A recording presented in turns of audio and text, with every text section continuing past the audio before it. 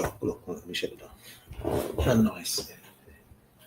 Okay, good morning, everyone. Tony has temporarily relocated, but he will be back with us momentarily. As you can see, the movement in the background. Good. It's good to be here. It's under the tree, chat. Morning, man. Good morning, Tony. Oh boy. Some mornings, you get up and you just so disoriented, and so it's a good thing. Um, I could say this to you on my 5 cents. I say something right there. Um, in the morning when you get up, most times it's what we call start your day. Mm-hmm. And you must start your day peaceful to set the pace. Um, some people wake up in the morning, first thing the neighbor in the background, because they start their car in the morning and they play loud music because they got to play loud music for, which is not a good thing. Mm-hmm. So you got to discourage that. I know some of us has this trying to be care. I'm not going to talk to my neighbor about it. I'm not going to. So we allow it to happen, but your life become unhappy. And morning is the best time for you to wake up on the right foot. Set your pace, set your day, because the morning sets your day. Um, and it should go peaceful with it. Like you wake up like first thing you do, you go through, you have your prayer. See, you start your day off right. Once you set your day right, you have a better day. You start off with your prayer. You take your time, get out of bed slowly, no rush. You build your environment, and then you build your spirit. And so you don't come to CNN. The first thing you do in the morning, I know these things because I did. You turn on your TV and you take on the world's stress before you even get up. So now when you about to go to the bathroom, because normally that's what old people over 60 do. They go to the bathroom. And from there on, it's a rush. You can't change the day. The day done set. You could set the day. See, that's the key. You could set the atmosphere. But you can't change what's going to happen. But you could make sure your mind, your body, and your spirit is in the right lane. That's why I'm calling it a day. And the right setting of the day. So, excuse me. So when you go to face the traffic in the morning is so bad, your spirit is right. So somebody throw away at you or people bumping and blowing their horn, it wouldn't even bother you because you already set your peaceful day. Anyway, Mel, that is my 5 cents for the day. I will let you go ahead and do your health issues and then get back to me and we'll take on whatever the topic is. Okay, thank you, Tony. And prevention is always our focus. And we had started looking at suicide prevention. And as always, we always want to know, how do you know that you are at risk? Oftentimes, it is the individual who must recognize certain signs that are going on with themselves. And you talk about it, the mind, the state of mind that you're in. Oftentimes people are suffering grief, they're suffering anxiety, they're highly stressed, easily panicked, they're suffering from some form of post traumatic stress, some past behavior or event that has left them feeling shame or even depressed. And so when individuals in any of these psychological or mental frames, unless they are able to find someone with whom they can talk to. Often they will find themselves going through a sense of hopelessness where they feel that there is no recourse or no resolve, there is no relief, there is no hope. Well, I am here to give you the first tip of the morning, first tip on suicide prevention, and that is to find someone with whom you feel comfortable that you can talk to, knowing that just to get the stress, get the burden lifted from yourself, and perhaps not even find the answer in the first place, but just to have someone who hears you and offers a listening ear. Once you get that, then you are ready to take the next step, which we will present in our next segment. So, Tony, back to you. So Mel, I were just there chilling, just enjoying your conversation, and I was hoping you'd take it a little further. Yeah, because um, the mind and suicide and the mind today, the mind is wondering. I always wonder what goes on in somebody's mind who 20 to 25, because I always thought when I was growing up, I had a mind that 25, I already built a house in my head. I already had a car. I already had money. I already had, because these are the days of, in that age, that's your best age. And if a man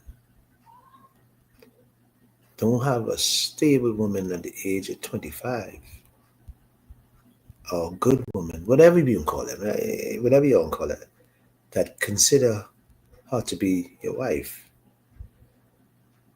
then you somehow, this is how I feel, you're on the wrong track. Because the best days to have your children is 20 to 30, I think, for a man. I'm not talking about no woman. I'm talking about the man today. And so if you don't catch those years, if you reach the age of 30 and you don't have a stake in the ground, I think something is going wrong somewhere along. You're on the wrong track. Mind you, people recover in the older years, and but ain't many people can recover. Many men can recover.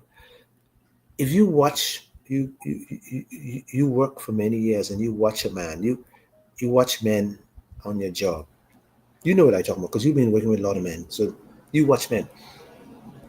You could almost pick out who you will date. You will say, "Oh, I'll never go here," or I might take a chance here," or you sums it up on the, even on work. You don't sum it up. You go, "This guy too ugly for me," or "This guy, I like him bright and he ain't bright." So you, in your mind, you picture where you want your life to go and how you want it to go, right? From young, basically from young. So I always wonder, go back to suicide. I always wonder and try to do figures. You know, as a figure person, I like census, I figure person. I try to figure, and I'll sit right there and try to figure, well, it was five of them drinking collect, and if I've been working, how much of them take money home? You're doing the maths. I sit right there doing calculating. So okay, so go to suicide, and I try to figure how many of them on the right track. But you know what I find out? It's either hereditary or it's either a learned behavior or it's the internet learned behavior. Because today's men believe that they could, boys, started from boys, they believe they go on the net, play these games, and they live in this fantasy world that I can meet somebody online and we could have this relationship, and I really, this is how it works. And I could stay on the internet and I could be mobile. I could stay on the internet and I could be rich. I don't have to work. Where we get that mindset from. And then when it don't work, then we frustrated and mad with everybody. You're mad with your parents. You're mad with your friends, your girlfriend, and most likely you're mad with yourself. But that's the problem. When you're mad with yourself, this is how suicide create. Because you're blaming everybody for what they didn't do for you. Some go so far as to say, you bring me in this world. So you're responsible, whatever. No, you get a certain age, you become an adult, you're responsible for yourself. I will say this, I will never, as a man, when I was younger, I used to say this, I can be better than my parents. I can be more educated than my parents. You understand what the challenge was? The challenge was to show my parents that they ain't know what they talking. I am the smart one. And this is how you know from a man's point if a man's figured out if he get it right. But you know what I find out? Most men don't get it right. Most from, like I said, 20 to 25 don't get it right. Because one of the things we do first, we follow the road. Instead of create our own road, we follow the road. Let me see if I could break it down in street terms. Or my neighbor smoked dope, so I can smoke dope too.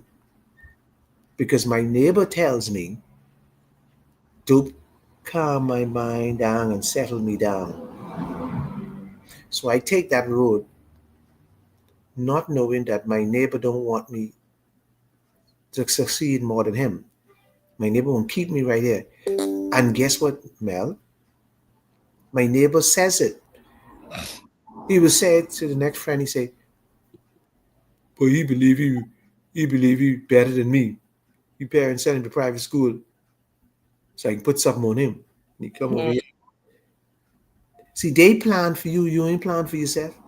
You won't go on their road. And then when you're on their road, there's no.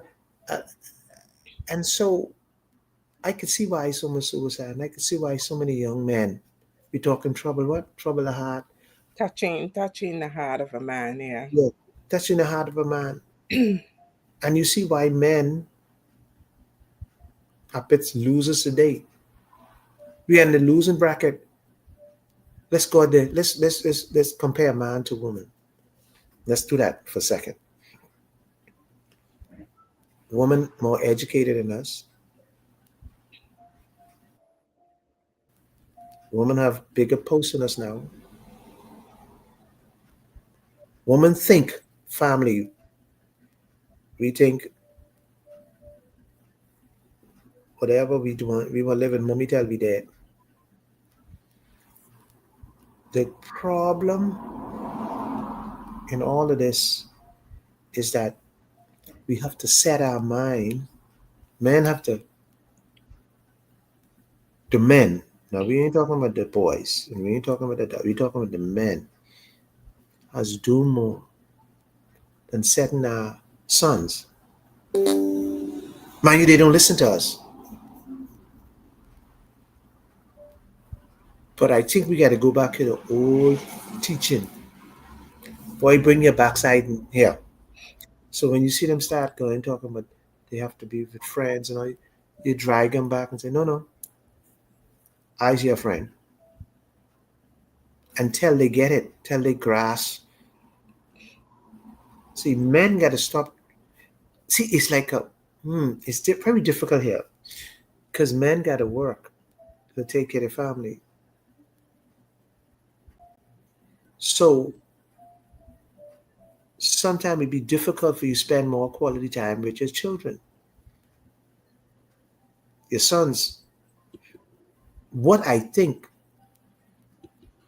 society, government,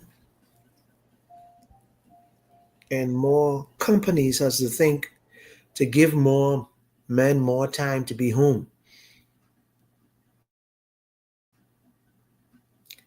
See, when a man leaves 7 o'clock in the morning, he don't come back probably till 6 o'clock. So probably this 40-hour week should cut down to 32 to give man more time with their sons. I have a question. You have 10, go ahead, shoot them. Do you think men want more time to be present in their families I with don't think their I children? don't think so. I don't think so. So then does that mean it has to be mandated, No, made mandatory? no. I think that's how it should. I think it's how it should start. If you allow it to be 32 hours, one or two might take it on. 5% of it might take it on, and hope that those 5% could gain another 5%. See, we gotta. It's like you fighting something. You have to start somewhere. I am thinking, well, it's a good idea, but I am thinking that the mindset, the social roles that have been ascribed or prescribed to men, um, the beef, what do you call it? The money makers bringing home the beef. Mhm. You touch on something very important. And if each of us was to sit back and do a recall and take a look at what has happened through the generations straight up to the present day, how the role of man evolved. Has it evolved, or is it remaining the way it has been from way back when? I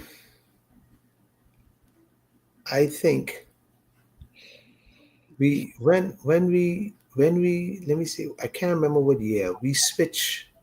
There was a year we switched. The year that Bob Marley came here, you remember what year that was? In the 80s? Yeah, it was in the 80s, but I can't remember. Anyway, it was in the 80s. That's when the Bahamas switched. Yeah, there were there was really not much dope smoking before that. So you're putting it on the presence of the dope? I put it on the presence of Bob Marley when he came to the Bahamas. And when he left, and he talked about ganja and how ganja do your mind, all crazy people, went crazy. I don't know if you're talking about the era when the cocaine and the and I give you a quote that a lot of people can give me a lashback for it, but it's true. That is the area when I don't know if you remember the whole Chippenham. There was two there was two things that I remember. I never forget. The whole Chippenham basically going on coke and drugs. And then it has started to attack Patelco. Most everybody Patelco, all the men of Patelco is full with drugs. Check the history. See, these things are documented. I'm telling you, they're documented. You know, I like fiction facts. I could tell you where it's documented. I tell you where you can find it too. But as public, you understand. But it is there. I'm not talking from the top of my head. And after that, the whole Chippenham and the whole Patelco male staff, they started hitting coke and started smoking dope. I telling you, and so what I'm saying, I'm trying to work in my head how we could change, what significant we could do to get men back with their sons. It might be more, the government might could fund more programs with events like groups that mentor boys, like how they have urban renewal and association and companies who take on like um, BAF, companies like that. If they take on a group of men and mentor companies like insurance companies, banks, and they have programs that, like how they have, um, what's the after school thing, junior achievement. That, Mhm. like, if they develop a program to mentor young boys, and I think that is one of the ways we could do it. Can I Right. suggest? Mm-hmm. I like the both ideas that you put forward, but I would like to suggest that they be married. You talk about shorter working hours for fathers, and you Mm-hmm. also talk about um, programs for mentoring boys.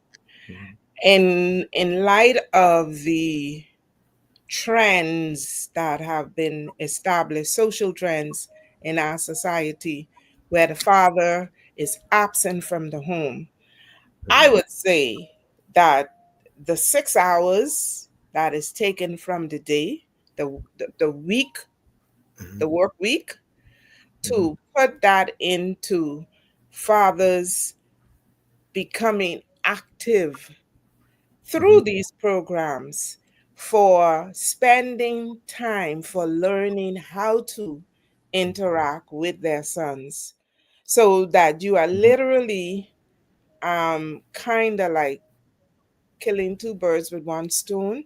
Now, of course, you don't need 6 hours a week, but if the program gears him towards spending time with his son, but also spending time with the family as a whole, that could very well change the profile of our society. It could also put a dent in the trend that we see in terms of the amount of young men we are losing to gang Mm-hmm. violence. Yeah. You see, it has to be something wrong with the way we training our children. Got to be, because what I see, the schools has making no effect. Because their focus is on academics, Yeah, but they even making examinations, and they're not even. They're not even making effect on that because the academic is still D. So what I think they should go to is a program where 50% is hands-on and 50% is written or Okay. class. So yeah, I think we need to change the curriculum because what I believe, I remembered when you were doing the Talmud uh, training and you decided to take your class to a, on site in Florida to, to really get them to actually physically see it. Definitely. And Yeah. yeah, and you see excitement because you take them out of the classroom.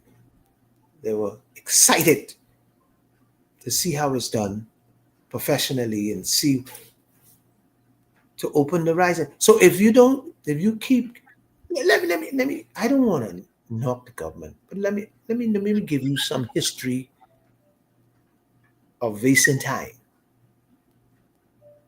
School becoming waste of time. The only reason kids go to school, especially boys, Mandatory. yeah, that's it. Other than that, they don't care about what's taught in the class. A very small few. And let me tell you why. You can't blame them. I used to blame them. You can't blame them. Let me ask you this question. And be honest with me. And don't try to shaft me. Be honest with me. Because me and you did it, but answer this question. You see the heat. You see how hot it was last month? Mm-hmm. You think you could sit in a hot class and sit still and learn something with all that heat in these hot classes? Well, actually, that's why they have such a long break during the summer because the evidence is there that there are physiological changes that occur in the body as a result, including short attention span, including agitation and irritability and all of that. So Okay. that's one of the main reasons why they are So break during the summer. so you see kids in school in the hot time. This the Bahamas. It is be so hot that you can't learn nothing. You're focusing on trying to get cool, find a way to get cool.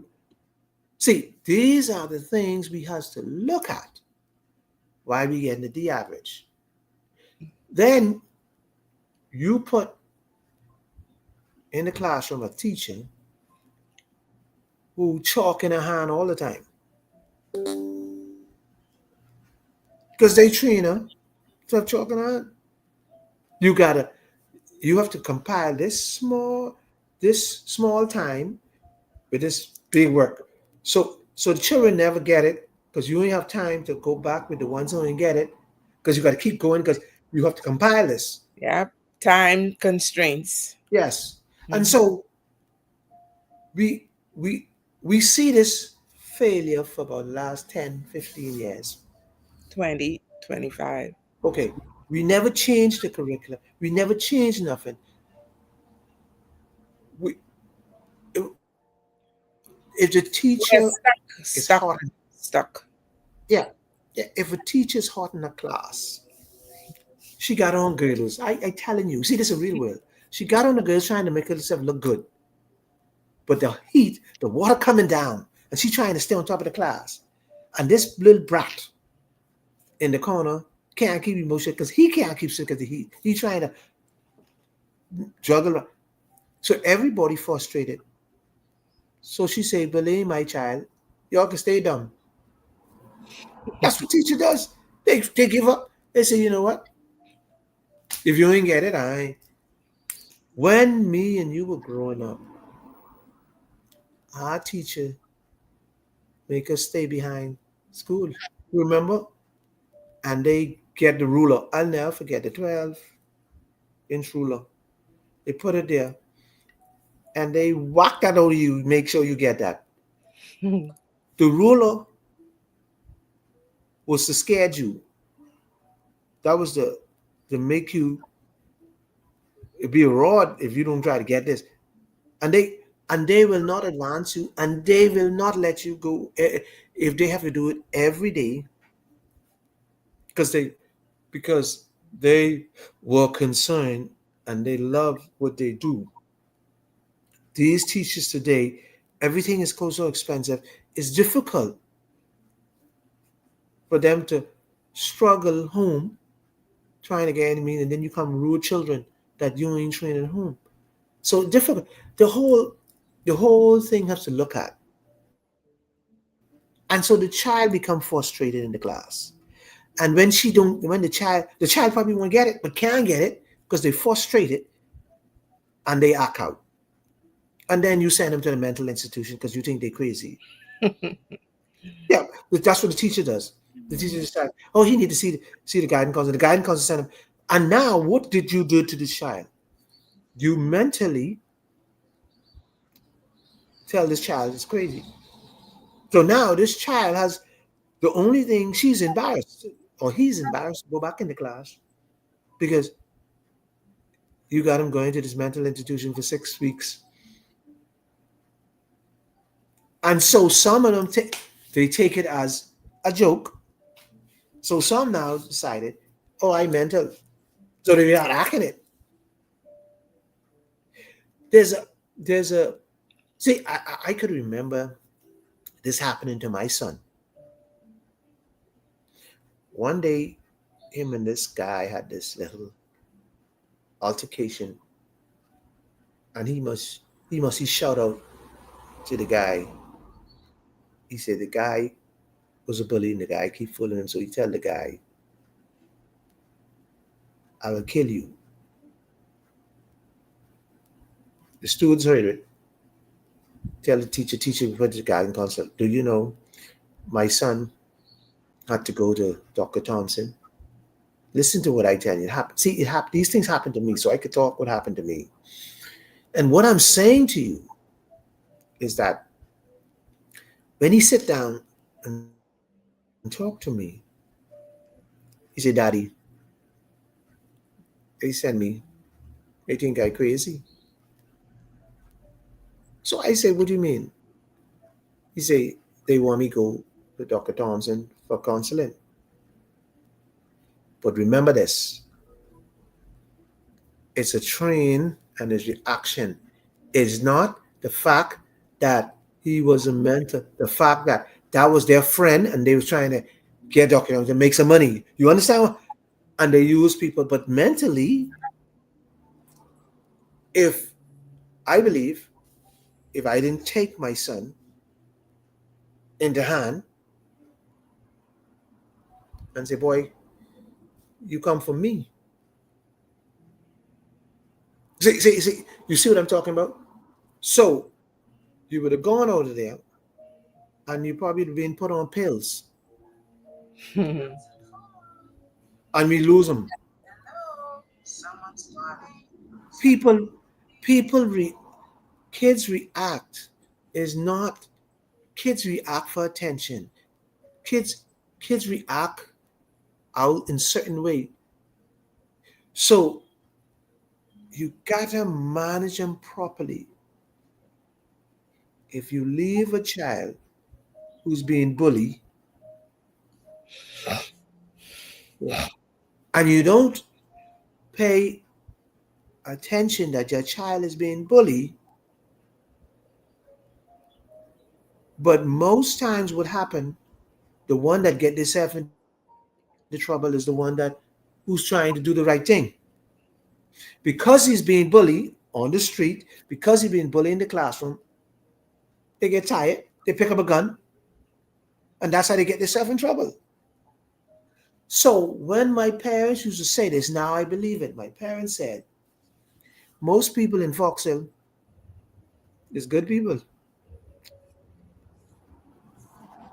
So I said, what do you mean? She said, no, Tony, most people in Fox Hill get caught up in a situation that They had to deal with it on their own.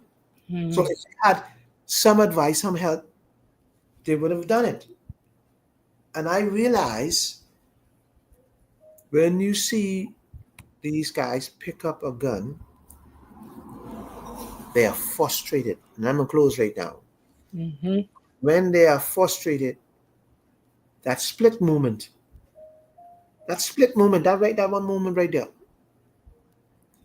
If you don't have the right people in place to help you, or you could talk to somebody, like you said earlier, and you can change the whole atmosphere. So, my closing remark is this: we gotta change the atmosphere. That moment, we gotta. So, suicide, even in education, we gotta change the atmosphere. We gotta change the mindset. If the mindset don't change in the Bahamas, we're looking for trouble. That's my closing remark, Mel. Got anything to say before we do? No, you've ended it well. I will not open up a new can of worms, but Mel? yeah. Well, it's Mel and Tony every Monday, Wednesday, Friday, 7:15 is where we meet under the tree chat. Oh Lord, we love this day and let us rejoice and be glad in it. I say good afternoon to everybody and have a great day.